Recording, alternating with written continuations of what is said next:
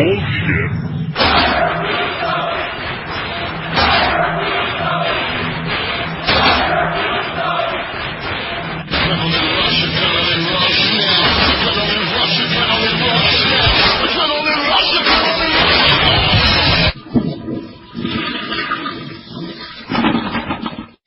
Let's do Impact so I can get into a bad mood right before I go to bed. I feel like Lance that one day I made him watch this show.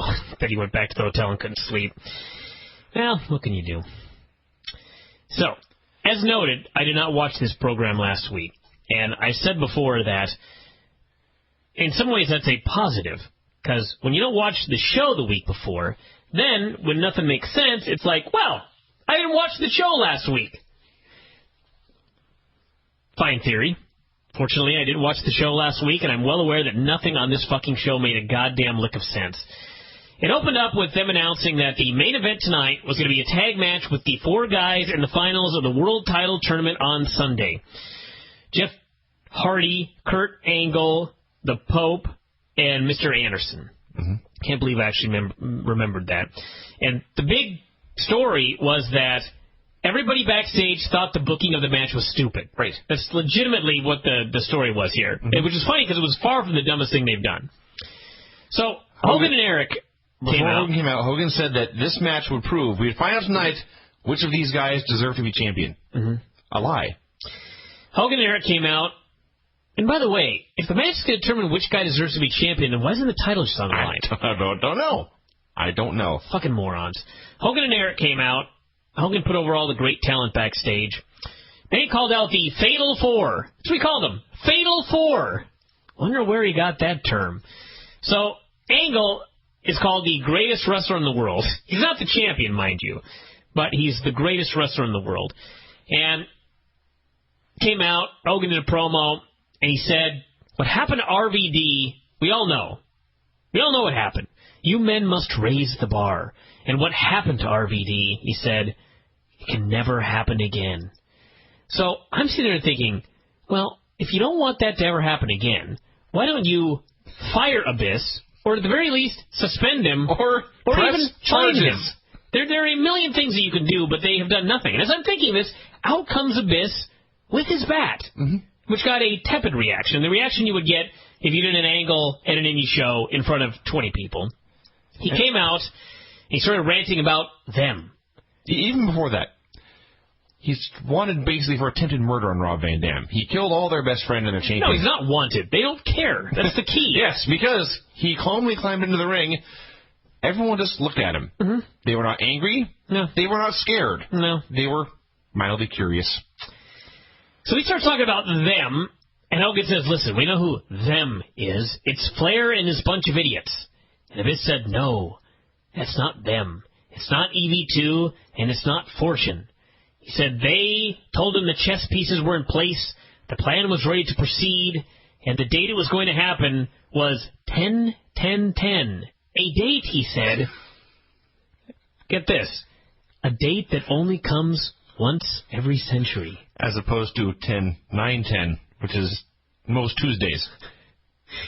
It only comes once a century. 10-10-10. Yes. Really? Very profound. Yeah. So today, 10 or 9-3-10, that comes more than once a century? Apparently. It's news to me. So anyway, he said when they arrived, they weren't going to just take over TNA. They were going to remove Dixie Carter and continue the systematic extermination of Hogan, Eric, everybody in the ring. He's in the middle of ranting and raving, and they cut to commercial. Now, I immediately thought, well, that was stupid. He's in the middle of a rant, and they cut to commercial. How rude. So I figured they'd come back, and this angle would continue. Wrong. I don't know what happened during the commercial, but he was in the middle of ranting, they went to commercial, and then it was just over. It's actually even worse than that, because right when they faded to black, the very last thing we saw was Jeff Hardy punch Abyss in the head. And then we came back and there was no resolution. Yeah. So don't ask us what happened. Also, Hogan and Eric came out at the beginning. They did not come out alone. They were accompanied by the fabled Miss Tessmacher. I was stunned this woman was still employed. Mm-hmm.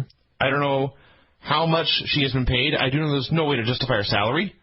So they hired this woman to be a hot-looking babe, and then never shown her, in some cases literally never shown her on television, and then never shown her looking hot. So she finally comes out. She's got a plunging neckline and a very tight skirt, and she's about to climb into the ring, and they cut away from her to a fat geek in the crowd, and they stayed on him for a long time. Yeah. This company is amazing. Velvet and Angelina against Madison and the motorcycle chick. They introduced the beautiful people, but out came Madison and the motorcycle chick, which led to nothing except the other introduction on a tape show. So somebody missed their cue here, and they didn't bother to fix it. So not much heat. Got worse with each passing second. The finish was Motorcycle Girl hits Velvet with helmet leading to pin. I'm sure that was in the script. What happened was the motorcycle chick being out of position and then dropping the helmet and then hitting the girl with the helmet so lightly that why even bother? I'm not saying she should have hit her hard, but why even bother? Why not trip her or something? Why would you tell her to hit her with the helmet and it's going to look that horrendous? This was worse than 99% of finishes on bad indie shows. Yes, the description I had was Ghost Rider hits Velvet with a helmet behind the rest back for the win.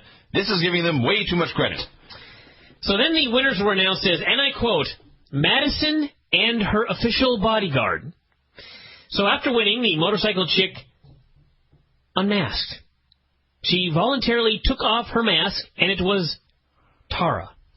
She did not put the mask on the line. She did not unmask at the pay-per-view. She didn't even get unmasked after an embarrassing moment, like CM Punk at the Big Show.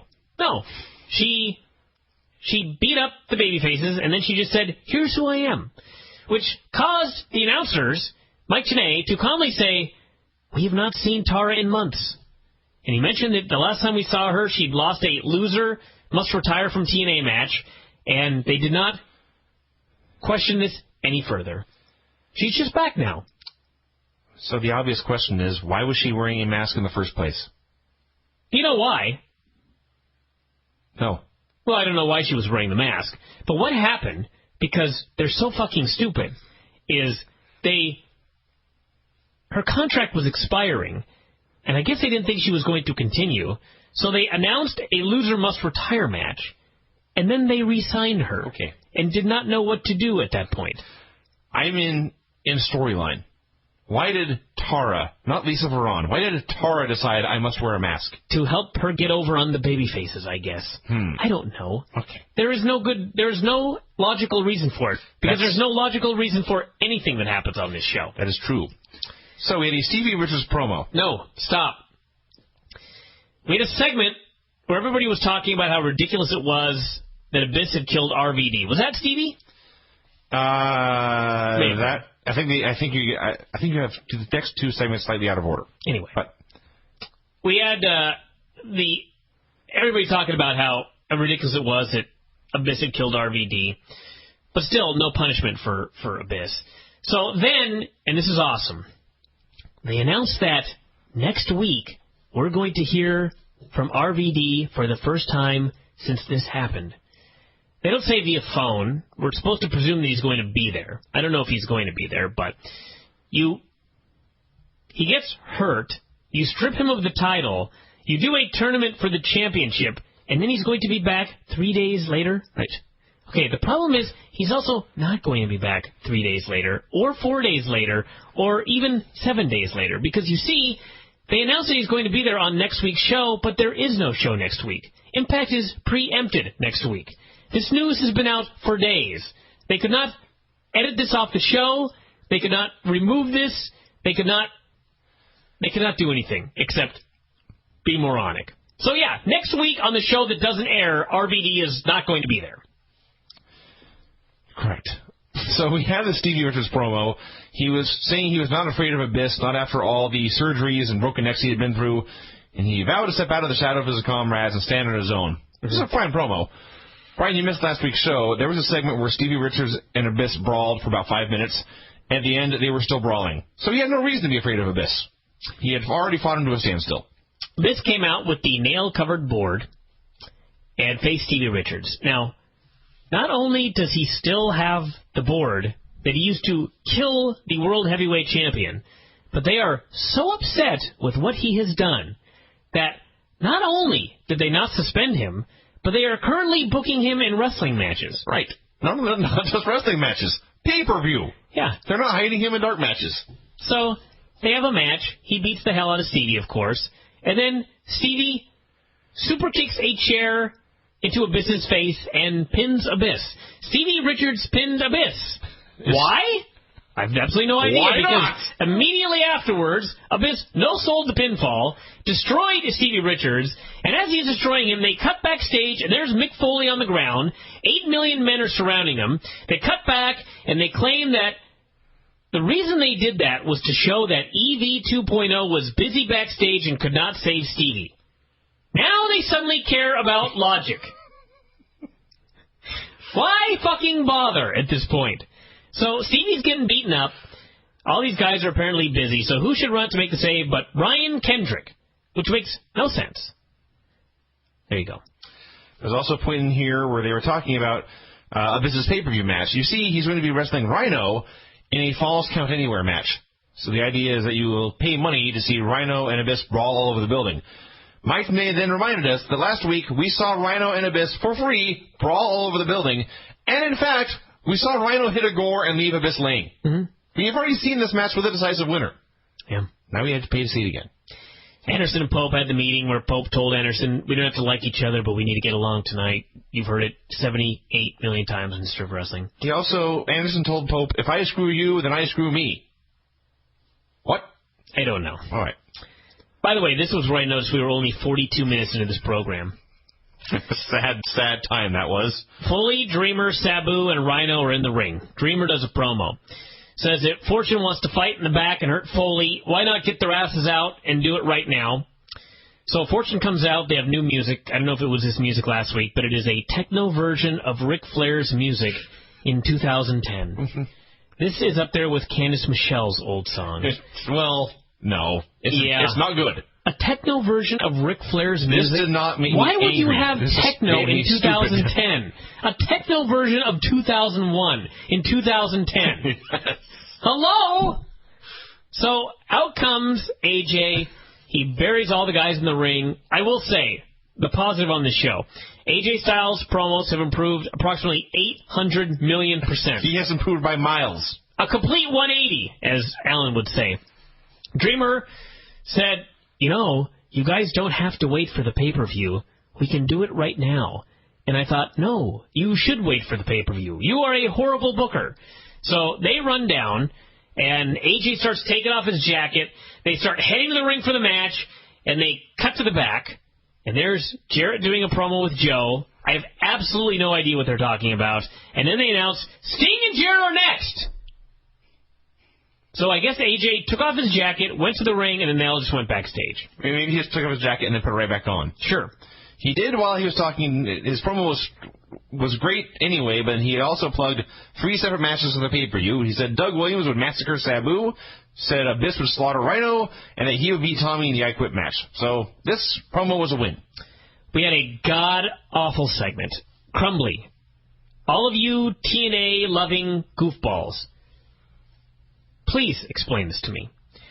Jarrett said that the reason he had to do this was because Nash and Sting would tear down the company otherwise. Now, had to do this is in reference to performing in a wrestling match. So, if he does not wrestle Sting in a match, Sting is going to take down TNA. How? Why? Does Sting I don't know. have an in with Spike where he can convince them to cancel the television program? Does he have an in with Bob Carter? Does he have pictures of Bob Carter cheating on his wife? I don't know. Does he have something that he's holding over Bob Carter's head? How is Sting going to kill TNA, and how is Jeff Jarrett having a wrestling match going to stop it? I don't know. If anyone has the answers to these questions, alert me immediately. They then had the match. Get this finish. Oh, and by the way, they announced during this match that the EV2 versus Fortune was going to be an elimination match, which I saw Monday on Raw. Just want to throw that in there. So, they have this match, Jarrett and Sting. It's bad. And then the finish is the old finish where the babyface tries to suplex the heel inside, but the manager grabs the babyface's foot and trips him, and then holds down the foot so the heel gets the pin. Unfortunately, Kevin Nash was the manager, the tallest manager there's ever been. Jarrett goes to suplex Sting into the ring. Nash trips him. Sting falls on top. Nash proceeds to walk away. Jeff Jarrett is laying there, trapped under the 220-pound bulk of Sting. Yes. He cannot kick out. He looked like the biggest buffoon with this finish. A complete idiot. And then heels jumped him. Hogan came out on the ramp, which, by the way, ultimately led to nothing. And then Joe ran in through the crowd and saved the day. We were an hour in at this point. I've been talking seemingly for 10 years. I have decided, and I don't want to say this with emotion, I just want to say this fact, that Jeff Jarrett versus Sting and Kevin Nash is the worst feud I've ever seen. None of it makes any sense. They were talking openly, not making this up. The announcers during this match were talking about how they don't know what's going on and all the fans are confused. And also in the middle of this, as Nash tripped Jarrett 4 or 5 times, Taz explained the ref should get Kevin Nash out of there. Yeah. So, yes. No one cared. No one cares. If they cared, their only reaction would be complete befuddlement. But since they don't care, they don't care. They just move on. The Shore is coming. It's Jersey Shore ripoff, but they can't say Jersey Shore, so it's just the Shore. TNA, everybody. Out came Brutus Magnus doing an Austin Aries gimmick, and Nigel McGuinness doing a Desmond Wolfe gimmick in Chelsea.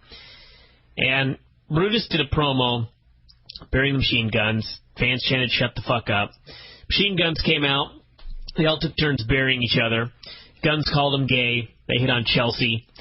Desmond then demanded he tell the world about the size of his manhood. And she said, in the same voice, the same facial expressions, she's like a prettier version of Dixie Carter. She said, "If this was a sword fight, you would come up short." And Desmond got all mad, so mad at what his girl said that he beat up the guns. This was actually far more entertaining than it sounds. But the promo, it was written, I believe, by and for 10-year-old boys. Gay jokes, penis jokes, violence. What more could you ask for? Video games. Video games, Cheetos. But the only thing I hated about this, and I really, really hated this, Desmond Wolfe and Magnus have a tag match at the pay-per-view, a title match at the pay-per-view, and they explain they're the number 1 contenders, even though I have never seen the team before once in my life. So then they told me how they had earned this title shot. You see, they said, they had been winning match after match after match on Xplosion to prove they were the best team. Yeah. None of these matches, not 1 second, not 1 clip, not 1 move, not 1 pinfall, not 1 celebration, nothing has been shown on Impact. Yeah. I guess this would be like Jake Shields getting a 170-pound title shot in his first match in UFC. No, which he's not, by the way. Well, if he did, there would be a hype special, and guys would at least talk about it. They would tell us specifically what they've done. I guess you could say this was a hype special done in 4 seconds. So backstage, the EV 2.0 guys were discussing Foley, who was hurt. Kendrick happened to walk in at just the right moment and offered to take the place. Dreamer was not really down with this, but Foley stuck up for him, so it was on. Dreamer and Sabu and Rhino and Kendrick against AJ, Kazarian, and Beer Money. This was like an old-school Survivor Series match, where you put stars in the ring, it's an elimination match, and you got to get it over with quickly so guys do jobs for atomic drops. We had Sabu running wild, Douglas tripped him, and Kazarian used a roll-up for the pin, which Taz immediately questioned. Was that really a 3? Awesome. So he got pinned by a trip, looked like a dork. Then Douglas beat him up afterwards. So they beat on Kendrick for a while. He makes his own comeback. He then proceeds to pin Frankie Kazarian with a drop kick. He leaps into the air. He kicks the man and drops. A drop kick, and he wins over him. Yeah. So then he keeps trying to choke Kazarian afterwards. The ref goes to pull him off, and so he drop kicks the ref, I guess for the DQ. It broke down into a brawl. Foley started limping down the ramp. Beer got spat in someone's face, but I have no idea who it was because it just immediately cut to commercial. They come back. More action. They announce Nash and Sting against Jarrett and Joe for Sunday. Thank fucking God I'm watching Bola and not this show. Rhino runs wild on beer money. Gores Storm. Rude breaks it up. Abyss goes to gore him, but... I'm sorry, Rhino goes to gore him, but Abyss came out and went after him, so the ref counts out Rhino. He's chasing Abyss. I know, he's trading punches with Abyss. Sure. This is not a DQ. So, then Dreamer pinned Rude with a DDT after AJ screwed up. Dreamer rolled up Storm for the pin. It comes down to AJ and Dreamer, the two guys wrestling on Sunday. I guess for the title, apparently. What a preview this was. They did a bunch of submissions, since it's an I Quit match. And, of course, nobody submitted, so way to go. And then Dreamer puts AJ in the figure 4. Matt Morgan runs down. Dreamer attacks him in the ring, which is not a DQ. Foley goes after Flair outside, and somehow AJ pins Dreamer with a Pele. This was a complete clusterfuck. I will tell you how, and I only noticed with this sort of replay. Tommy turned around and AJ poked him in the eye. Tommy was blinded and stunned. AJ then decided, what I will do here is I will turn my back to you and then do a full flip and kick you in the face. Mm-hmm. Wacky. Watch this match and then watch the Raw WWE versus Nexus match on Monday. It's night and day. That was better. How to put together an elimination match.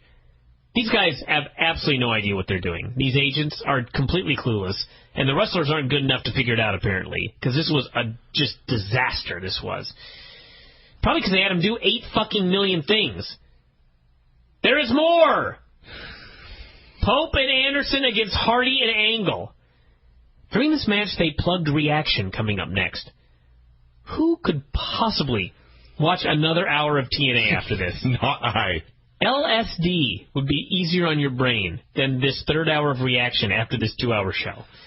So, Hardy accidentally hits Kurt with the Twist of Fate. Anderson hits Angle with the mic check. Pope steals the pin. Never could have seen that fucking finish coming. Not in a million years. They said if that happened to Kurt Sunday, he'd have to retire. Because, you know, if he loses before he wins the title, he has to retire. But it doesn't count here because it's a tag match, not a singles. Yeah. Yeah. There was a segment earlier where Jeff and Kurt were discussing this, that if Jeff Hardy beats Kurt, Kurt has to retire. And they were talking about it the way you might discuss, should we go to McDonald's or Burger King? The same gravity. Jeff and Kurt got in a brawl, which Kurt got the better of. And I mean better of. He took him down, he tied him in knots, and he punched him really hard in the head. This is the best part of the show. Poor Jeff. And then the show mercifully was over. What a horrible television show. It really was bad. I'll say it again. They title these shows. They title them. They title them because they consider them to be art. They consider them to be good. Well, guess what? They're not. Your shows suck. To the back! I do not want you to run down the entire TNA pay-per-view because I don't want to do it either. I don't really like TNA, everybody. But you should at least tell everybody a little bit about the top matches on the show and some of the earth-shattering angles that went down on this particular evening. Why should they even have earth-shattering angles? We had the Machine Guns versus Generation Me. It was explained that London Brawling was not there due to a personal issue.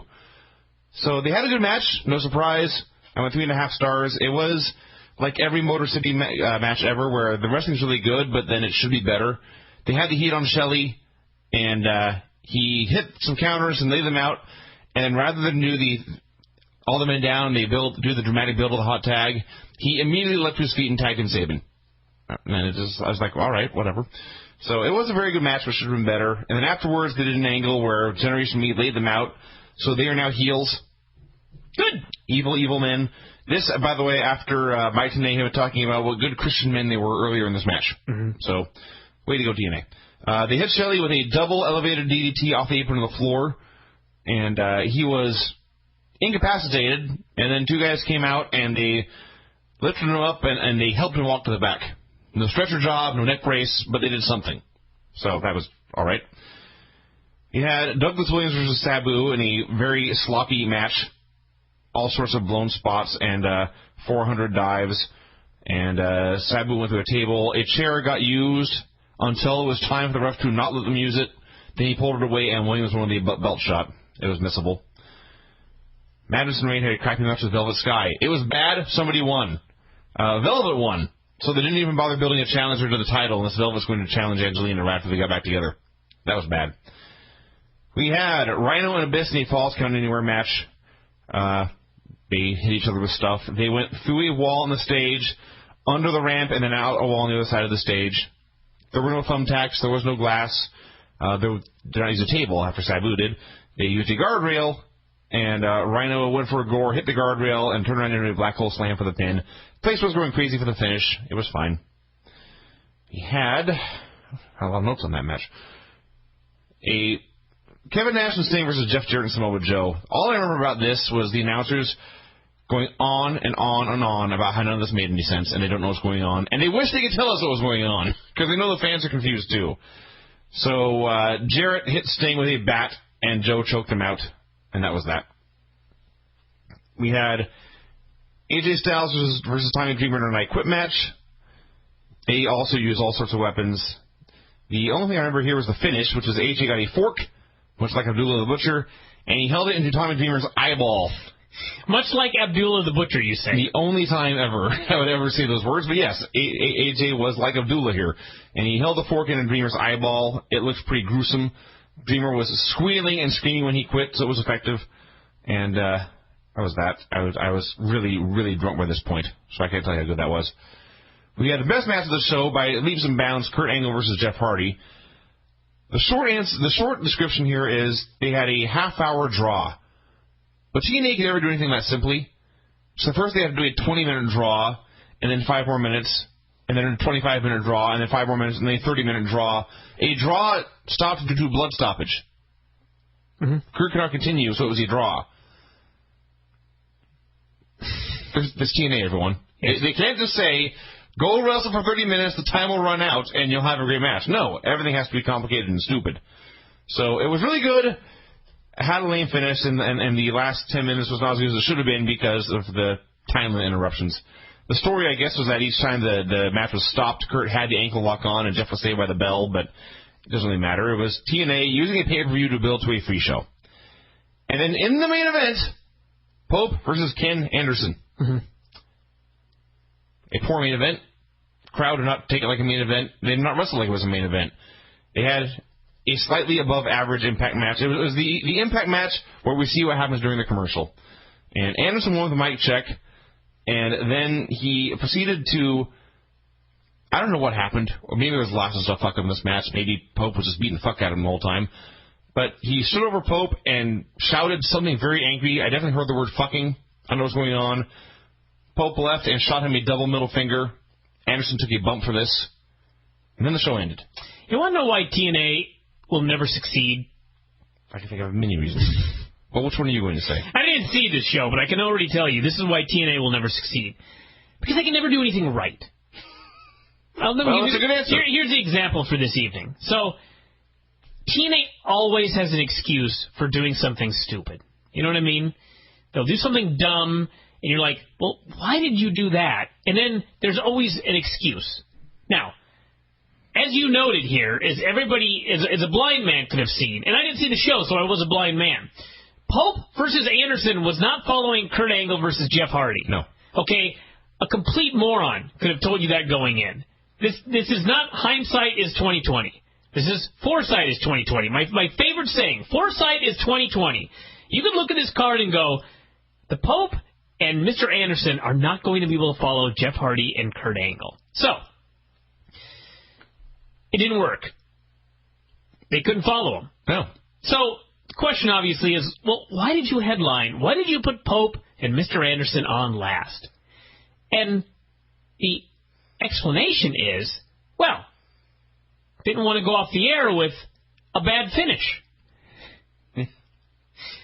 So, why did you book that fucking finish? Why did you book the bad finish? Whose fault is the bad finish? Whose fault is the fact that you had a shitty finish for Kurt Angle and Jeff Hardy? Why could you not have just had Kurt Angle and Jeff Hardy go on last, and Jeff Hardy wins, and you do it in such a way that you need a rematch?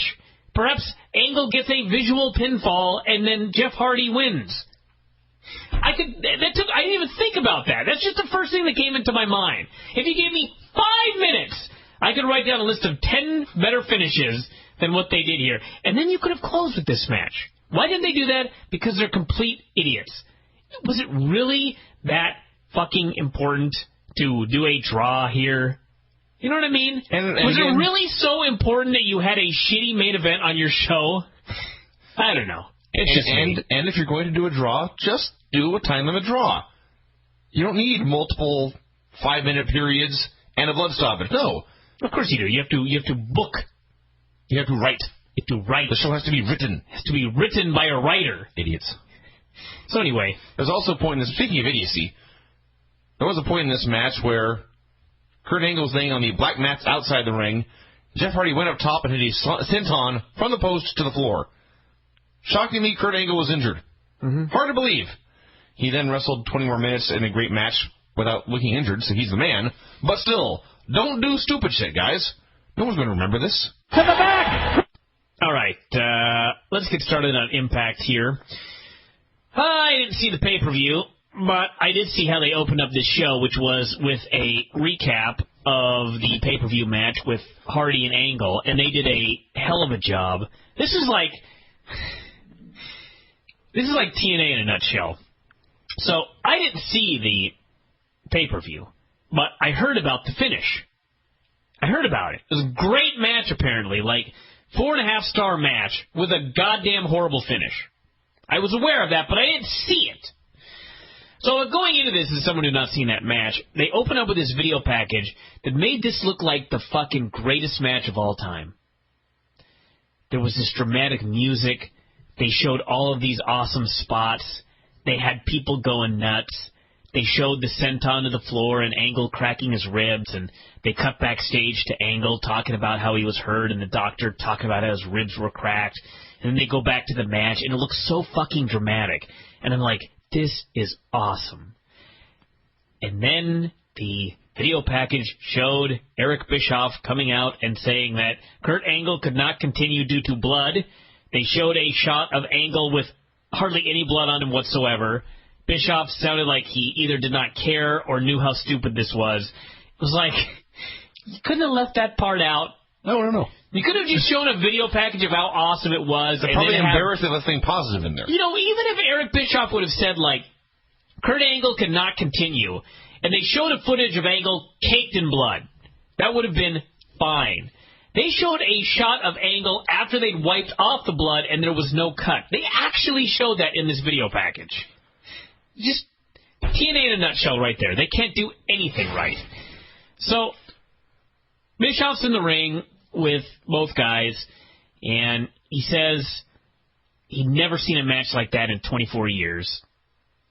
I'd wager to bet he's lying. Mm-hmm. He said that the problem was that because they could not determine a winner, he'd had to come up with a solution. And the solution was, after talking to Hulk, Anderson, Angle, and Hardy in a 3-way at the pay-per-view. Out comes Dixie. She's had something to say. I was so proud of you that night, she said. From the moment that bell rang, you gave everything you had. You never let up and you never stopped. And the crowd chanted, thank you both. She said it was one of her favorite matches. That's what she said. That was one of my favorite matches.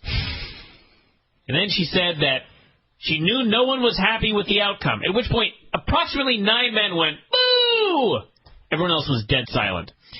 So she announced that since Eric and Hogan had trumped a decision she had made about Ric Flair a few weeks ago, tonight she was going to trump Eric's decision, and she announced a 3-way. Instead of a 3-way, she announced Angle and Jeff in a rematch with no time limit. And this time, she said, there will be a winner. Which was a lie, by the way. But regardless, Bischoff was not happy, but reluctantly he clapped along. And I should note that Dixie now has her own entrance theme. It is a country song. I don't know all the lyrics, but I could have sworn one of the lines was, I risked it all. What? I vomited in my mouth. I know that's a cliche, but vomit was in my mouth when I heard that line. Yeah. So, I don't know. This is not a terrible segment. Doing a rematch does make more sense than just letting them both win. And there's a point to what they're doing. I will say that. Yes. Well, they're supposed to be. They may change their mind by the pay-per-view. We had a brief segment backstage of the Pope being angry. He wanted to talk to Bischoff. He was pissed off, and then he bumped into Sting and Kevin Nash. Now, Sting and Kevin Nash are having the worst feud ever with Jeff Jarrett and Samoa Joe, where Nash and Sting claim to be fighting to hold on to their spots. Mm-hmm. And Jeff Jarrett says he's fighting for the young guys. So here the young guy bumped into Sting and Nash, and they shook hands and they were buds. Mm-hmm. Okay, I just want to throw that out there.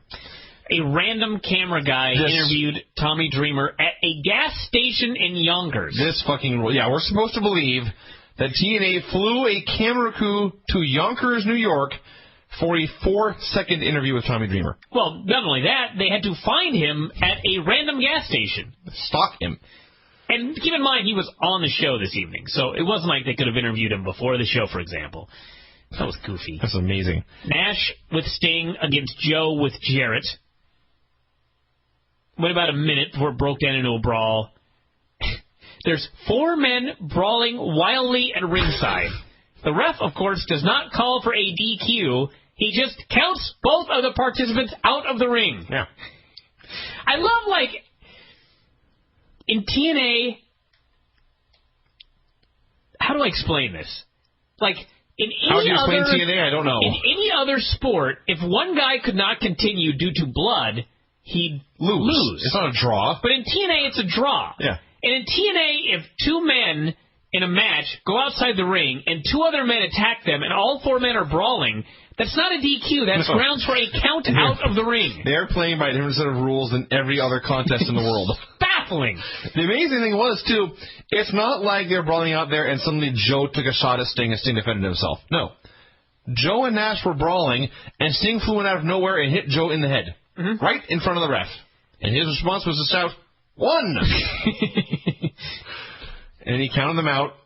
They had brawled forever. The crowd was chanting 5 more minutes. That was funny. It was making me laugh because this is the first draw since their last show, which also had a draw. And then they actually got 5 more minutes because these fuckers brawled forever. Yeah. They were punching each other and being held back and separated and then fighting more. And this brawl was so intense that in the middle of it, they cut backstage to the locker room. Madison and Tara met with Lacey. Lacey said she had not decided whose side she was on, but she was still getting dressed with these 2. Yeah. I think that means she's on their side. So they bitched her a bit and told her to get dressed. Nash did a promo saying this was not about wrestling, it was a war. And Sting said he had vowed to take the gloves off, and now it was getting fun. For one of us. I was going to say, I'm still waiting for the fun part. Doug Williams and Jay Lethal for the X title. Okay. The same Jay Lethal that has not been on TV seemingly for months. They explain that Jay Lethal had earned his shot by winning matches on Xplosion. I hate to compare TNA and WWE, but in WWE, the Intercontinental and U.S. Championships mean jack shit. They don't mean a fucking thing. With that said, would anyone ever get a championship match based on wins they had on Superstars? Which, by the way, has infinitely more viewers than TNA Xplosion. First of all, probably not. But second of all, maybe, but if they did, they would be sure to show us a clip of somebody winning a number 1 contenders match or something. TNA just tells us. Of course. Jay Lethal has won a bunch of matches on Xplosion. They gave us no evidence. They could be making all this a clip or 2 of him getting a pinfall. I don't know. I don't watch Xplosion. No one watches Xplosion. No one watches Impact. You think they watch the B show?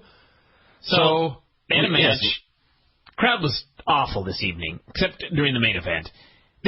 During this match, it sounded like the place was 3/4 of the way empty. I don't know if it was or if the fans just didn't care. They did a bunch of moves and such, and Lethal hit the lethal injection, and the match was fine, but he won the title out of nowhere, and they tried to make it a big deal with fireworks, a huge confetti explosion, and the announcer's talking about a 2-year journey to the title. Well, again, what shit? This is exactly what you just mentioned and what we've talked about a million times, where they try to make you care about a story by making up the story on the spot. if there had been like a real story, if we'd actually seen the 2-year journey of Jay Lethal, even if we'd only seen the last 3 weeks of his 2-year journey. If we'd seen him beat men for weeks at a time, we'd care. A little? Yeah. This was a 2-year journey that began and ended right here tonight, and he's now the champion, and confetti fell from the sky. There was a point when... And he was never mentioned again on the show. No. There was no follow-up to his big... His big win was going back and getting some water and then going back to the hotel. He won this match with a move called the Lethal Injection. And you turned to me and asked, has that move always been called that? And I thought, I don't know. It's been so goddamn long since he's wrestled on Impact that we forgot what his finisher is. And now we're supposed to care that he's champion. My conclusion, by the way, was, and I quote, not terrible, but terribly ineffective. Yeah. I am very profound of late. What was not profound? This is actually the setup for the stupidest. This was very profound, actually. We got next was the setup for the stupidest segment ever, but the setup was Abyss was dragging something around backstage, mumbling about a speed bump. We'll get to that later. That's what happened, and it left me very confused. Angle did a promo about how tough Jeff was and how he was a champion. He was going to win this match, dislocated ribs or not, go to Bound for Glory, win the title. Kurt Angle is always great, so this was fine. Then, Madison and Lacey with Tara against Hamada and Taylor Wilde. So Madison Tara's new entrance involves using the old Beautiful People's music. I don't even know if the Beautiful People have new music now, or if we've got like 2 teams using the same song. Two teams using the same song. Oh, awesome. So anyway, they come out, and first, Madison bends over, Tara slaps her on the ass, and then they kiss each other on the lips, because they need to differentiate themselves and be non-PG. So the match went on for fucking ever. Lacey was in there God knows how long. She has absolutely no idea what she's doing. Did we say what the match was? Hamada and Lacey versus Taylor and Hamada. Okay. Taylor and Hamada. So Hamada ends up making a comeback on Lacey. Yes, she did. I guess you could call it that. She threw her foot at her, and Lacey went from standing to laying on the ground. In between points A and B, I don't know how to describe what I saw. No.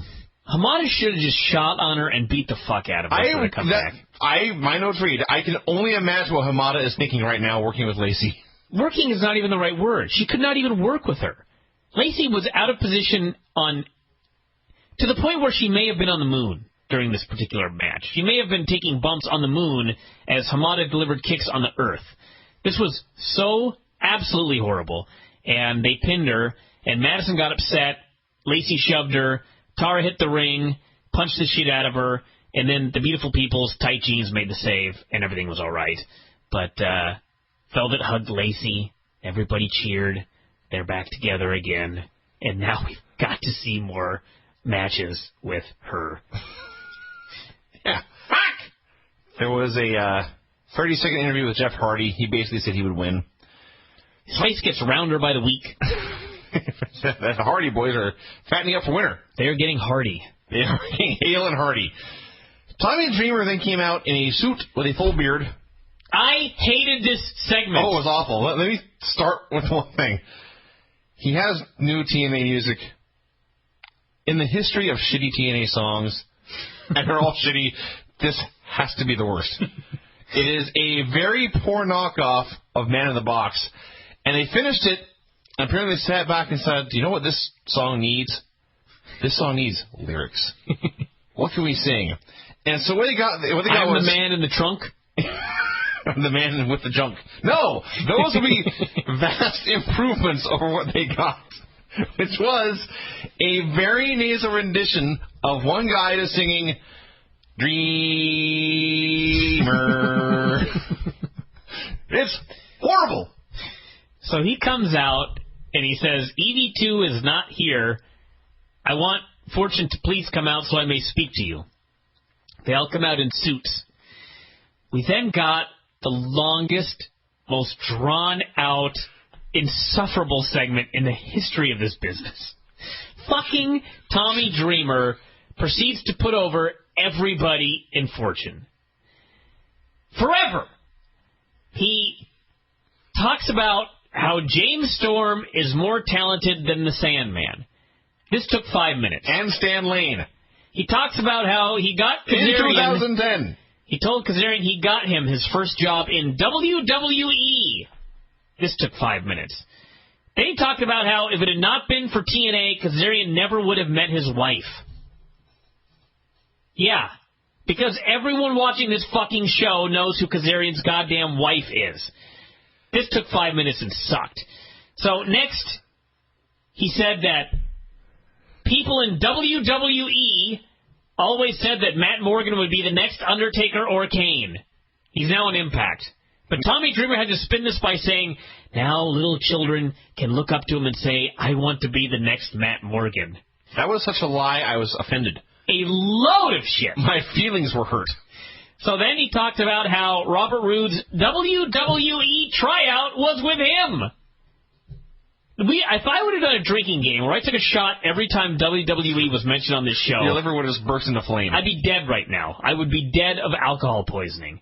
So then he talked about how Rude had turned down his WWE deal to stay with TNA.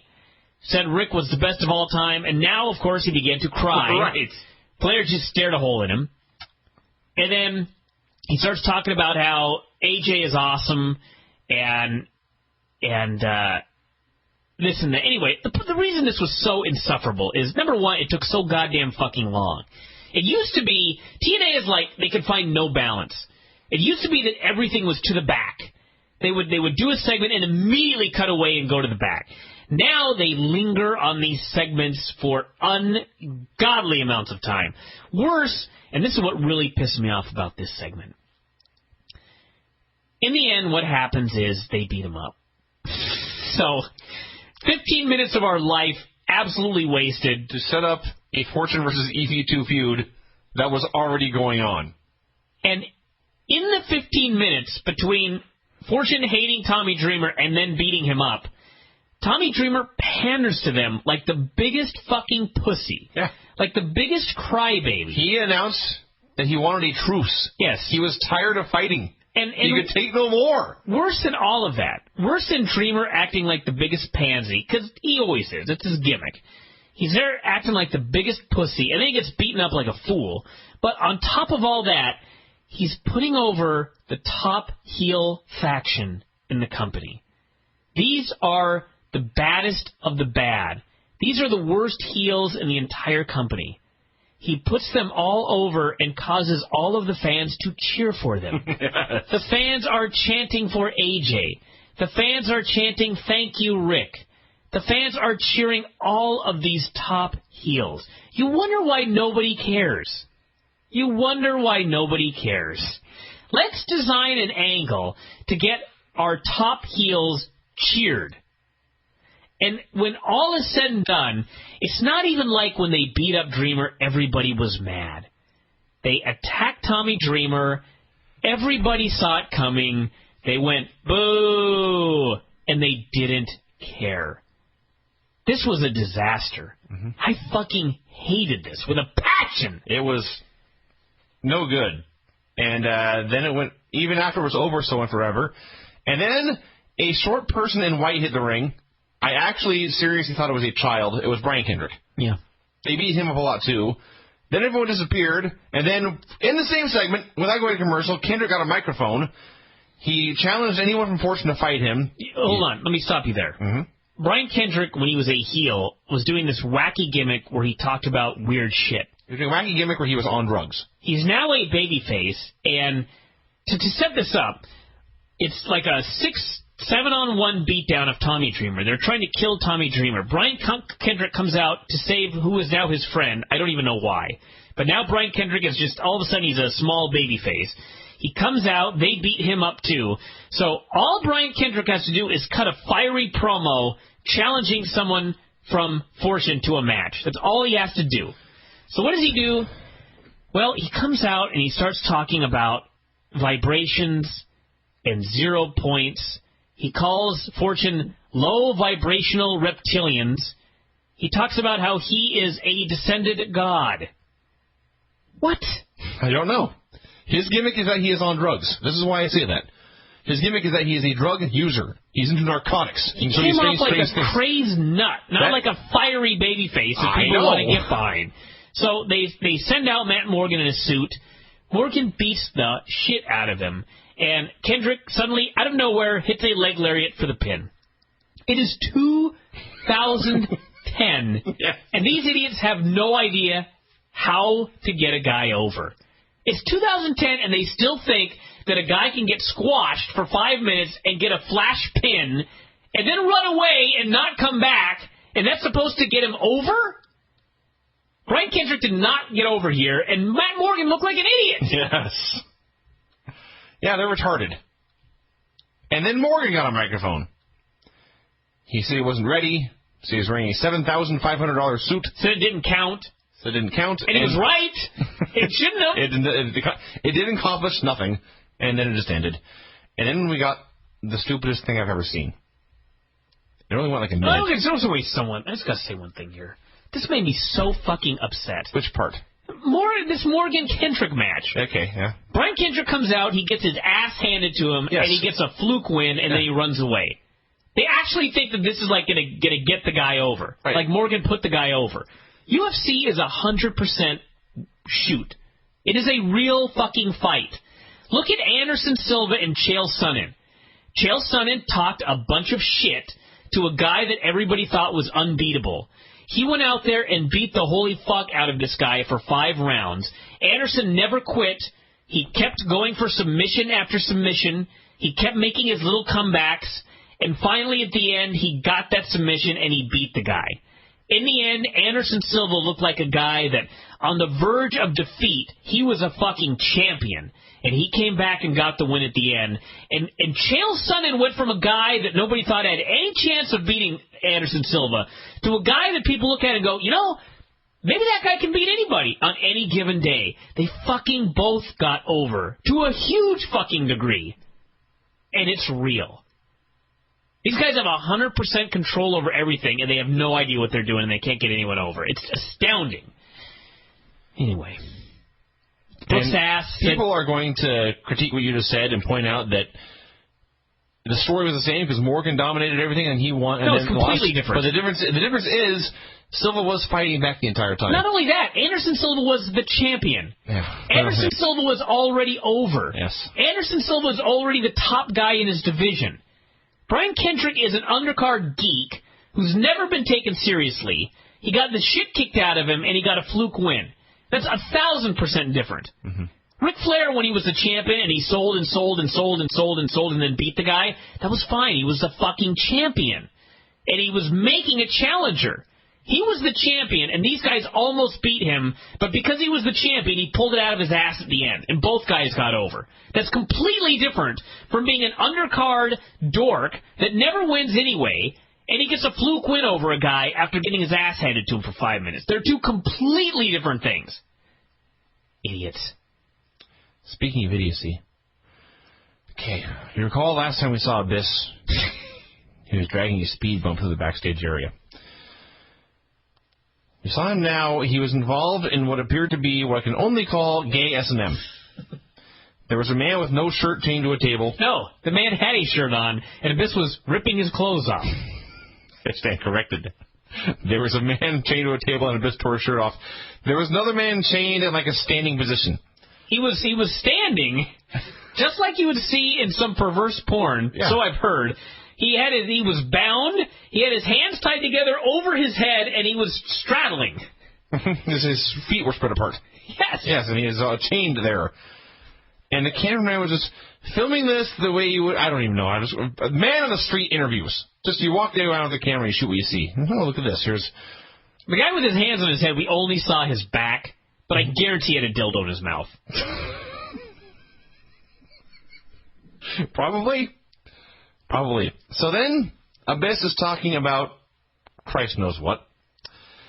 He talks about Janice, which is his stick with the nails. Then he says he now has Bob. And battery-operated boyfriend.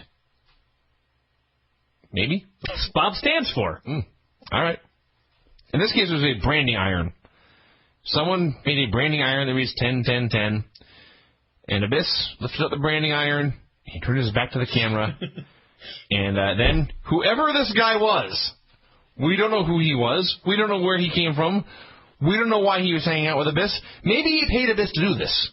Could have. Maybe Abyss. It could be kinky. It could be just a strange tattoo. Maybe this was the last before they shut down the sex items in Craigslist. Yes. This was the last chance for this man. It could have been. Could have been. And Abyss was the only guy desperate enough to do it.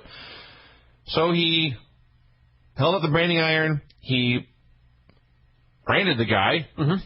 The guy screamed in agony for like 30 seconds. The cameraman just continued to shoot. Listen, everything Vince says is 100% true, but that is not even the dumbest part.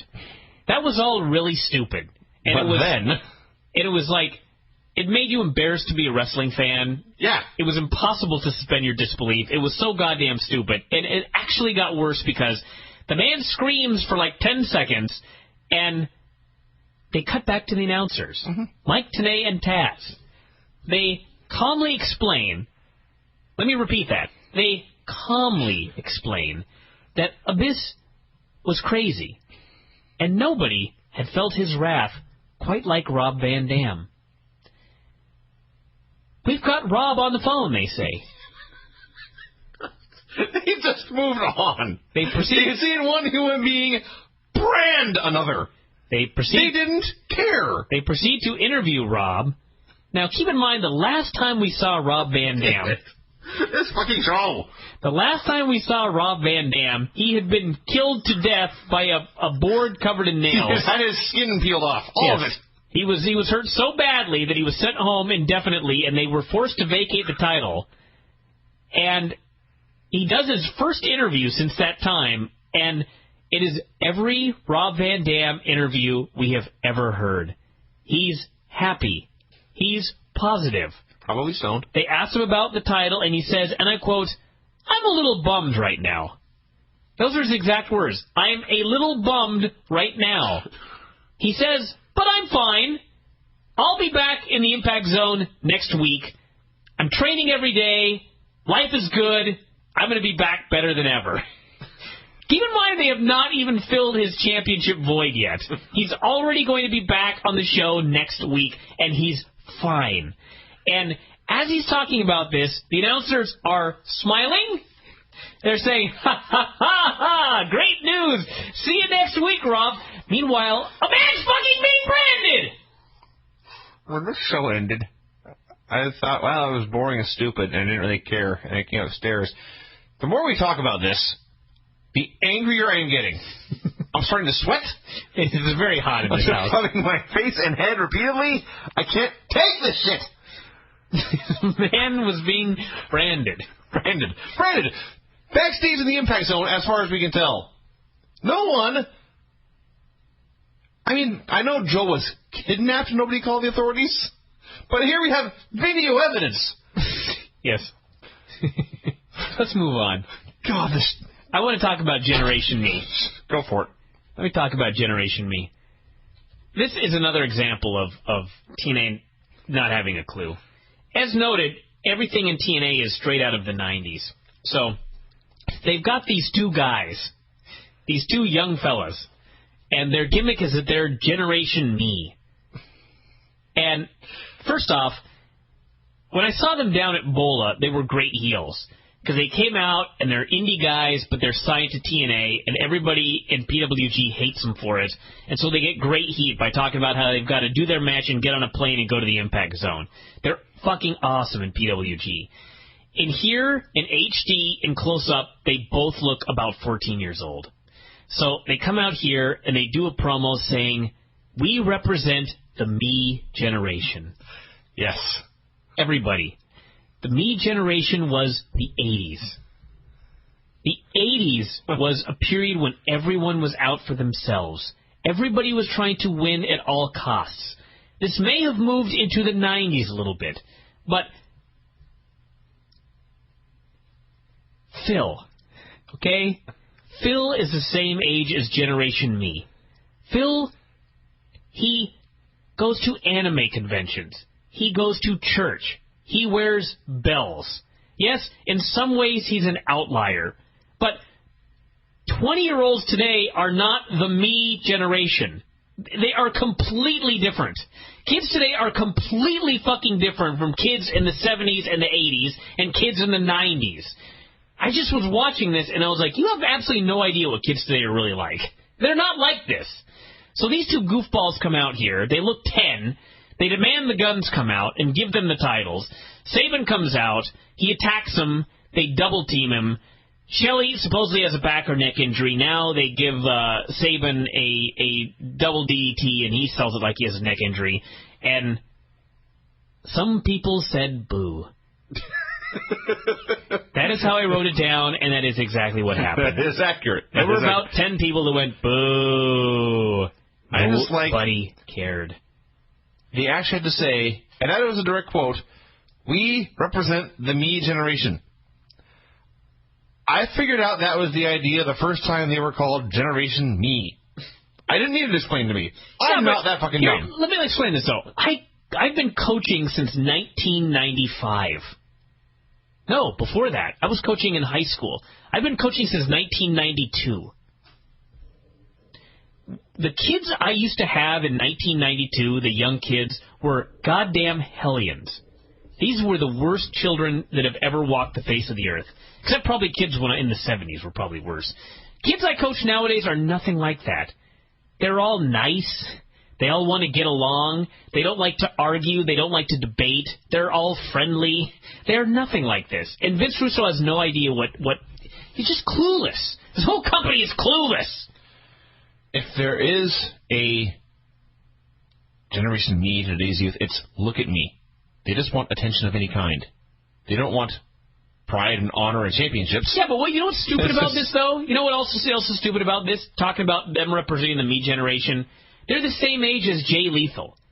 There's that They're too. the same age as the Guns. All of these nice young kids in TNA. Anyway, main event. Angle and Hardy. They actually had a good match. I shouldn't say actually. They had a good match. So, they go and they go and they go. It actually... I guess WWE does this, but it's stupid when they do it too. The main event is supposed to be a no time limit match. Because of the pay-per-view, they went 20 minutes, they had a 5-minute overtime, they had another 5-minute overtime, and they never determined a winner. So now they're going to have a match with no time limit. So they start 10 minutes before the end of the show. Yeah. So, of course, it goes long. It goes into reaction. They're now trying to trick us into watching this show. Which Maybe they weren't paying attention. Its ratings fall every single week. Now they're tricking us into staying to watch that show. Amazingly, my DVR didn't cut off until after the match was over. So I don't know how they figured out how to do that, but they did. They wrestle and wrestle and wrestle, and ref takes a bump. Another ref hits the ring, and they get to a point where they're doing ankle locks, and both refs are right there. And I thought, remember when Samoa Joe flipped his lid because they did time cues? And they gave away the fact that we were going to have a time limit draw. No one got mad that they had 2 referees in the ring for the last 5 minutes. You know what I mean? Did that not telegraph exactly what was going to fucking happen? I don't find that nearly as stupid as what finally did happen. They both do an ankle lock on each other. It's Don Fry and Ken Shamrock all over again. Their shoulders are down, so the referees pin them both. Yes. Yeah. So, for those keeping track... This is now the second match in a row that Kurt Angle has not won. And in fact, he was pinned in this match. He still has not retired. And you wonder why no one cares about stipulations. So Bischoff comes out and he says, I'm going to overrule the overruling of Dixie. It is back to a 3-way at the pay-per-view. Dixie does not overrule the overruling of her overrule. She just looks at the ring with a blank stare and left. I believe she said, what? And then she got all her stuff and walked out. Perhaps we were supposed to think she was upset. I assumed she was bored. Or happy. She may have been overjoyed. Relieved the show was over after it had gone long. Yeah, that show sucks. We did not talk about what I think was the most important part about the main event, the most notable thing, and that was the commentary. I don't mean Taz, I don't mean Mike Tenay, I mean Mr. Kennedy. Came out late to do commentary, like right before the commercial break, and he sat down, and he came back and he was talking. This had to be the worst wrestler doing commentary segment of all time. The guy could not finish his sentences. He would start a thought, such as, wow, man. Then he would pause, and then Taz and they would say something and try to spur further thought from him, and they would fail. It took him about, when they were talking about possibly doing another match with Angle, it took him about 4 tries to say this, but he finally got out that Kurt led him, everyone, to the best match of his career. Yeah. It's fake, everyone. He said pro wrestling is fake. Despite his shirt, he exposed it as being fake here. Mr. Anderson was just so ungodly, ridiculously boring on commentary. If you're an Anderson fan, I encourage you to seek down the show and watch the segment, because you will not be a fan no more. I just want someone who is an Anderson fan to try to tell me that they actually thought that this was good, because it's impossible. Well, then they're just bullshitting you. To the back! All right, let's get going on Impact while I look around here. Vinny, get started. Well, first of all, I'll start my computer. See if we can get this warmed up here. Here we go. Impact opened with a recap of last week's show, which had Dixie overriding Eric's decision, and then Eric overriding Dixie's decision. So we were told here that the main feud of Impact is now Dixie Carter versus Eric Bischoff. Who cares? I just like this whole... So, yes, they open up and they show the recap of the deal last week, and Dixie is all pissed off because Eric changed her match from one-on-one to a three-way after she'd changed it from a three-way to one-on-one, and she storms off and she's all mad. And this would be understandable that she was overruled if, it actually fucking mattered what the match was. That? Who fucking cares if it's a singles match or a three-way? What does it even matter? Or what is she pissed off about? It would make sense if, it was established in the first segment that she has power over Eric, and then by the end, Eric had power over her. Apparently, it's just whoever says first. Whoever goes last. Because once the decision has been made, it can be overridden. But if it has been overridden, it cannot be changed. Well, it's like... No, this is what I'm saying. Let's say that, we were about to merge, and Dave and I had to decide what we were going to call the website. And it was the options were figure4online.com/wrestlingobserver.com or Parakeet Weekly. Obviously, one's better. What the hell are you talking about? I'm just saying, if I wanted to use figure4online.com/wrestlingobserver.com, and for whatever strange reason, Dave wanted to call this website Parakeet Weekly, and he overruled me and forced me to call it Parakeet Weekly, then yeah, I'd be fucking pissed off, okay? But if the options were figure4online.com/wrestlingobserver.com or wrestlingobserver.com/figure4weekly.com, if he overruled me by changing the order of the words, who fucking gives a fucking fuck? Yeah. Nobody. They've added a guy to a fucking match. Who cares? She acted like this was the most traumatic moment in the history of Impact. Not all of their pay-per-views doing no buys, not losing $30 million in 5 years, the fact that a guy is added to a match. That's why I found this to be dumb. So our opener here was Rob Terry versus Abyss. I gotta see if there's a Parakeet Weekly. As Rob Terry made his way to the ring, the camera cut backstage where there was a lot of pushing and shoving, and we were told RVD was in there. And again, who cares? There's not, by the way. Yeah, they cut backstage to I believe, RVD being held back. And I say I believe because I had to rewind it to find out what the hell was going on. It was only upon rewinding we realized Rob Van Dam was even in this picture. They showed this for approximately 2 seconds and then cut away. It was a mess. Yeah, and it wasn't even like he was being held back. It was just a bunch of people shouting.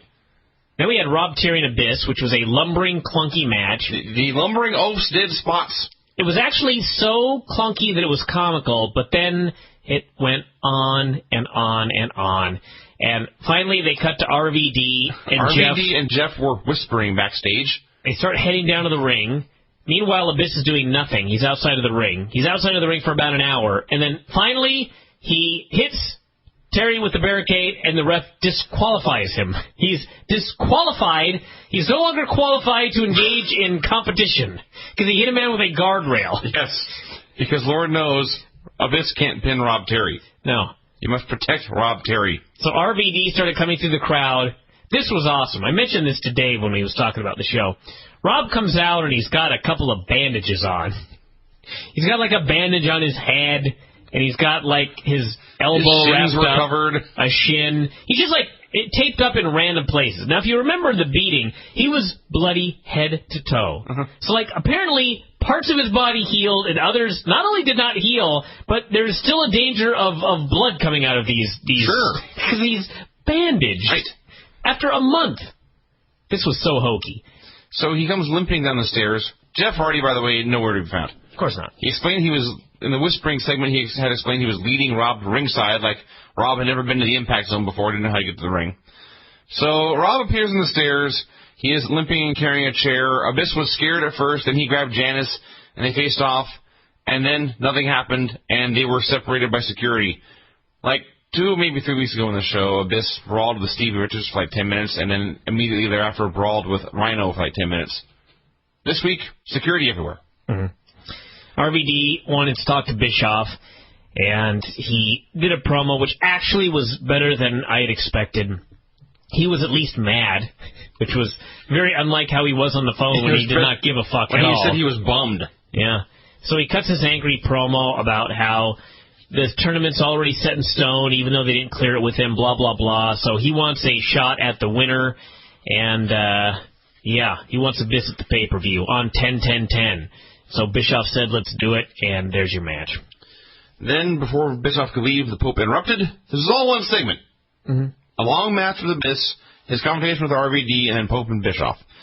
So Pope started listing all these guys he had beaten, wanted to know what Rob had done to get a title shot before he got his, wanted to know why Kurt Angle and Jeff Hardy were in the title match when they did not win in the tournament. Fair point. He called Bischoff a con man. Bischoff talked him out of it, or whatever it was, and they decided to have a meeting. Backstage. Hold on. I got to talk more about this segment. He mentioned that Bischoff was a con man. There's never been any evidence on TV of Bischoff being a con man. Am I missing a great con that Bischoff has been involved in? I can't think of one. I don't care. I'm trying not to get angry. But this is the point. This is the point. Yes. Pope comes out and talks about how Eric Bischoff is a con man. There's absolutely no evidence of this that we've ever seen on TV. So he accuses Eric of being a con man, and what does the audience do? They go dead silent. True. Seriously. We talk about this every week, but, like, when are they going to figure out... No, they won't. I know it's a stupid question. It's a rhetorical question. Is it that hard to figure out that nobody gives a fuck about these inside references or these imaginary references to shit that we're supposed to... Clearly it is. I mean, every time... this is not like, sometimes. This is every time. Every time someone starts talking about politics or people being held down or con men or pushes or whatever, the audience goes dead silent because they don't fucking care. And every single week, they do it again. They don't care because they don't know. Well, that's beside the point. At this point, the point should just be that every time they talk about this shit, nobody cares. So fucking knock it off. I want to talk about what happened next, because this was an amazing segment that became even more amazing later in the show. So, the beautiful people got back together. Velvet and Angelina and Lacey. I think Lacey's back together. She's certainly with them here. Because Madison and Velvet, Angelina and Velvet were getting their makeup done, and they were talking and being gossipy and happy. Lacey storms in, and they ask her what's wrong, and she went on a loud, profane tirade about how Madison and Tara had beat her up and left her laying. How she was not going to stand for this. Then she stomped out of the room, and Angelina and Velvet looked at her, and then they kind of laughed it off like the whole thing was silly. And if they think it's silly, why shouldn't we think it's silly? It actually gets even more amazing later. I just like the idea that it's always referenced in TNA how much makeup the girls wear. That too. You know what I mean? It's like every once in a blue moon you'll see Jan, the makeup lady in WWE, but usually she's like doing someone's hair or something like that. It's never, let me paint your face because without your makeup you're ugly. Right. But like the women in TNA are constantly being shown putting on makeup. It's amazing. Anyway, so next segment was Chris Sabin and Jeremy Buck. You know, I've mentioned many times that the Young Bucks are far more... I guess to me, it's like they're better heels than babyfaces. They show far more personality, but at the same time, you know, I remember in like 1998 when I first started wrestling, and I was 23 years old or whatever, and I wanted to be a heel really bad. And Buddy just shot this idea down, saying, you know, look at you. You're small. You're not a heel. And the reality is, yes, I may have had far more personality as a heel than a babyface. In fact, I can guarantee I would have, because I was a shitty babyface. But the point is, yes, these guys might have more personality as heels, but they look 10. It is impossible to take these men seriously as heel threats. They're tiny, 10-year-old looking heels. They beat up Chris Sabin. The match was fine. The storyline was that Chris Sabin was there to get revenge on the Bucks for hurting Alex Shelley's neck. And keep in mind, on the last show, they hurt Chris Sabin's neck. Apparently, he just heals faster. So he won with a roll-up after selling the entire match. Then they beat him up again, DDT'd him on his neck, and stole the bells. So there you go. I was totally fine with this. There's a million things to complain about beforehand. Storyline makes sense. The booking makes sense, because you can... You know, the good guy won with a roll-up, so it wasn't decisive, and then he was double-teamed and beaten up again, and he stole his belt. So, no complaints. What I will complain about is that Velvet Sky and Lacey Von Erich were shown walking around backstage. Now, here's where I think you're confused. I think Lacey was bitching about the heels. She was really upset about something the heels had done, and so she was cutting a promo on them, and the beautiful people were back there listening to her. Okay. She wasn't mad at the beautiful people. No, I understood. It was stupid for her to be smiling. I understood that. It was just bewildering how much they didn't care about her being angry about Tara and Madison. Well, here's the problem. Here's the other problem you have. And this is not your fault. Somebody emailed me Thursday night, and they noted that they were watching Impact, and they were watching a certain fan in, like, the third row. And later on in the show, the fan had mysteriously moved several rows up and was wearing different clothes. Because, you see, they taped this fucking show out of order. And so what you have is you have a segment where Lacey is so angry that she's swearing and yelling fuck and bitch and such every other word, and she's out of her mind, and the beautiful people say, we've never seen her like this. And then 2 segments later, she's happily walking and smiling to the ring. Yes. That's because they don't know what they're doing. 20 minutes later, Velvet and Lacey virtually arm in arm, happy, just good friends. Yes. A terrible show. We then saw an advertisement for an amazing product, Best of the Asylum. Yes. The best that TNA had to offer when they were doing shows at the fairgrounds in Tennessee. And they were sure to plug how they had guys like CM Punk there for, like, 6 matches or whatever it was. So, yes, you can go watch Ken Shamrock wrestle if you want to. You can watch the Flying Elvises. You can watch... I was going to say it was probably better than stuff today until you mentioned the Flying Elvises. TNA today is, in fact, better than the Flying Elvises. It is, Vinny. Or the Penis Twins. Taylor Wilde and Hamada against Velvet and Lacey. Hamada versus Lacey was not nearly as awful as it was last time. It still sucked. Lacey performed a Hurricane Rana, I guess. Although I cannot really describe it as such. I would say Lacey attempted a Hurricane Rana. Yeah. It fell apart. Yes, it did. That is true. It involved her climbing the second rope, slipping and climbing back down and starting over again. Yeah. Taz referred to this move as, and this is a direct quote, the old, yeah. This was awful. Then came the finish. It broke down into a 4-way.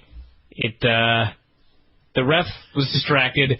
Madison Rayne hits the ring and clonks Lacey in the back of the head with a motorcycle helmet. Lacey, I guess, takes a bump. Anyway, like a second later, she's back on her feet. She is holding the back of her head, and she's swaying as if a strong wind has kicked up. And then a flying kick finishes her off. Listen, it is actually criminal. It is a criminal act to put this girl in the ring. She is going to kill herself, or someone is going to kill her. It is just her bumps, her selling, her offense, her defense, it's just a complete disaster. It's a complete disaster. So please, have her be a beautiful valet. That is a perfect role for her. Have her say goofy things and be a beautiful valet. Do not put her in the fucking ring. That sucked. We had a video package for Jesse Neal. He's been a regular character on television for at least a year. This package had nothing new. We had Dixie Carter at the announce desk. I always feel the need to put that in capital letters. Like it's important.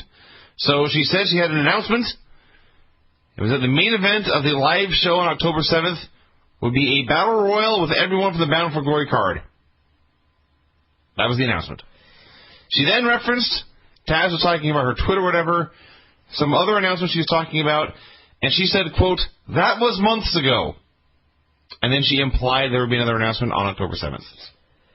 We had Joe and the Pope. It was fine.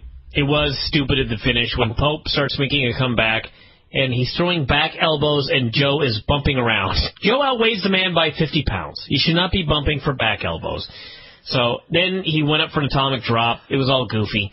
So Pope goes for the double knees when out comes Jeff Jarrett. Out comes Sting. Out comes Nash. They start brawling. Now, in any other competent wrestling company in the world, when you have a brawl outside the ring, the action in the ring stops. A man puts on a hold, for example, because you can't watch both things at the same time. Not TNA. Every time there was a match on this show where there was outside of the ring brawling, the guys in the ring continued to do their spots and go to their finish. So you were forced to try to watch two things at once. The cameramen were forced to attempt to film two things at once. The director was attempting to try and get everything on TV. Everybody failed at their task, and it became a complete mess, which was what this was. Joe ended up winning, then brawled with all of the guys outside. He went for Nash's eye, because it's a shoot, brother, and nobody broke it up. And they're brawling and brawling and brawling and brawling and brawling, and then suddenly they just go to the back. Christy is interviewing EV2. It was so important that Christy talked to Tommy Dreamer. They cut away from this brawl. And, by the way, the brawl overshadowed, by a great degree, the fact that Pope had just lost a match to be put in the world title match of the pay-per-view. Yeah, never mentioned again. So, back to the back. Christy's talking to Tommy Dreamer. He announced that they had talked to Eric or Dixie or somebody, and they were getting a lethal lockdown match against Fortune at the pay-per-view. Mm-hmm. He also announced that tonight there would be a ladder match, Sabu versus AJ Styles. The winner would get the man advantage for his team. Yeah. You forget to mention, it's a lethal lockdown match, and they have to do a match to determine which team is going to get the man advantage. It's Angle and Sabu, or AJ and Sabu. It is not just a fucking singles match. Of course not. It's a ladder match. Of course. It is a ladder match, a random ladder match, to determine which team gets the man advantage in a lethal lockdown match. I could not make this up if I tried. And it wasn't even a very good match. Then we had Anderson coming out and calling Kurt down to the ring. He did some comedy where, for example, he said that they did not come to TNA to play politics, which, by the way, was met with silence from the crowd. He said that they weren't there to play politics or swing from the balls of the boss backstage. And then he paused and said, well, that would be impossible. And approximately 5 men of the 1,200 people in the asylum laughed. Everyone else was dead silent. He cut this promo about how he respected Kurt, but he was going to be 3 seconds better than him at the pay-per-view. And Kurt said he was going to beat Ken because his career was on the line. And finally, Anderson raised his hand and said, let's hear it for Kurt Angle, everybody, for the very last time. And that was actually a good line. This was fine. It was merely boring. And boring is a giant upgrade for the show. And then we got what I may seriously consider the best moment in Impact history. Ric Flair was backstage giving a pep talk to his men, telling them they were going to win the lethal lockdown match at the pay-per-view, telling AJ he was great and he was going to beat Sabu tonight. And then Ric Flair got iced. Yes. Now, if you were not with us in Vegas, there was basically, Smirnoff Ice made a series of intentionally shitty YouTube videos of people playing pranks on each other and icing each other and forcing you to drink their product. And it was so fantastically over the top stupid that many of our board members reenacted it and were icing each other throughout the Vegas convention weekend. So Ric Flair got iced. He had no idea what was going on. They called him bro repeatedly, which was great. They explained that he had to get down on one knee and drink this bottle of cheer beer, and he explained this was nothing. He was offended at the idea that he only had to chug a single beer. Yes. So he got down on one knee, he chugged it immediately, and then he got up and he just was Ric Flair. He began to strut. He was slapping himself. He was strutting. He was going woo repeatedly. I can't do this justice because it's Ric goddamn Flair and I'm merely Vinny V. But this was fucking great. Phenomenal. Ric Flair, listen, if anybody else in any wrestling company, or actually anywhere in the world, tried to do the ice gag in like September of 2010, ridiculous. If somebody tried to ice John Morrison, fail. It would have been so ridiculously stupid in WWE to ice anybody. But you can get away with icing Ric Flair. Oh, God, yes. In fact, in 2030, you could ice Ric Flair and it would still be awesome. Because it's the same reason that Ric Flair made musical chairs work. Ric Flair can make anything work. Maybe this would have worked with Shawn Michaels. He's the other one that I think could have probably made this work. In a different Anybody way. else, don't bother. So they picked the perfect guy at the perfect time for a perfect fucking segment. And the best part was, I don't think they ever even mentioned the name of the product, which means this is not product placement. They just thought it would be a funny idea for a skit, and they were correct. Maybe they really iced him. It may have been a shoot. And you do it every week at this point. I love this with all my heart. Nash and Sting were I do not love this with all my heart. Nash and Sting trying to get info from the Pope. I don't know about what. Pope didn't either, is the best part. No one knows what they're talking about. That is the angle. Yeah. The storyline here is nobody knows what they're arguing about or why they're feuding. Pope, they said they wanted information from Pope about broads. Pope said he was seeing a lot of broads. Long story short, let's cut to the chase. No, this detail is important. Nash said, Tessmacher. Pope said, and this somehow convinced Pope to side with him. They are both fucking Brooke, and neither seemed overly concerned about this revelation. Bros. There you go. AJ and Sabu in a ladder match for the man advantage at Lethal Lockdown. Yes, could not just do the singles match. They used tables, ladders, chairs. It was all right. Sabu was not moving well. So Foley came out. Fortune beat him up. Dreamer came out. Somebody attacked him. Fortune and EV2 all ran out together. Dudes were running wild. Sabu did a dive. People were beating up dudes in the ring. Finally, Sabu was going to climb. Storm broke him over the head with a beer bottle. AJ got the thing for the win. So the heels actually have the man advantage. It only took them 6 years to figure out how to do Lethal Lockdown. So congratulations to TNA for learning something. So I just love that. Let's just pretend, because it's pro wrestling. The idea of pro wrestling is you're supposed to pretend it's real, okay? Everyone knows it's not, but you're supposed to pretend it's real. That's the fun of it. If we pretend this is real, the people that run TNA are so fucking stupid that they thought a no disqualification match to determine the man advantage in a Lethal Lockdown would not involve everyone in the fucking match running in. What idiots. Or they did and they didn't care. Or they did and they didn't care. I was not bothered by it at all because they're building to a team versus team match. So why not have both teams out there doing a bunch of shit? And it was no DQ because it was a ladder match. So who cares? Because it was a ladder match. They're so uncreative they couldn't find a way to do this without throwing something stupid in there. You have to get the man advantage in a ladder match. Can you say no DQ match? So we had a segment backstage where Jeff Hardy and RVD were talking about how much they love each other. Rob left. The camera stayed on Jeff for several awkward seconds. I was wondering if he was being introspective, questioning whether he really did love RVD. And then I guess Abyss just got him. The camera went sideways. We heard Abyss screaming a lot and stomping on things. And we came How about this for an idea instead? You do a singles match between two guys for the man advantage, and the teams come down to ringside, but nobody actually interferes. They come down to ringside. Somebody takes the ref. The babyface has the win, but the ref's back is turned. Another one of the heels jumps in the ring, hits the babyface. The heel ends up getting the cover. The ref turns around, counts the pin. The heels fuck their way into the man advantage because they're heels, and that's what they fucking do. They cheat. And then all of the teams jump in the ring and have a big fucking brawl. Never work. Sure. That would never work. That would never work. So we had Abyss cutting a promo. He carried Jeff Hardy's dead body to the ring with him, laid him out. He cut the same promo he's been cutting for about 8 years now, it seems. Talked about them and 10-10-10 and Jeff Hardy and RVD. RVD limped out there to brawl with him, got beat up, and the show ended.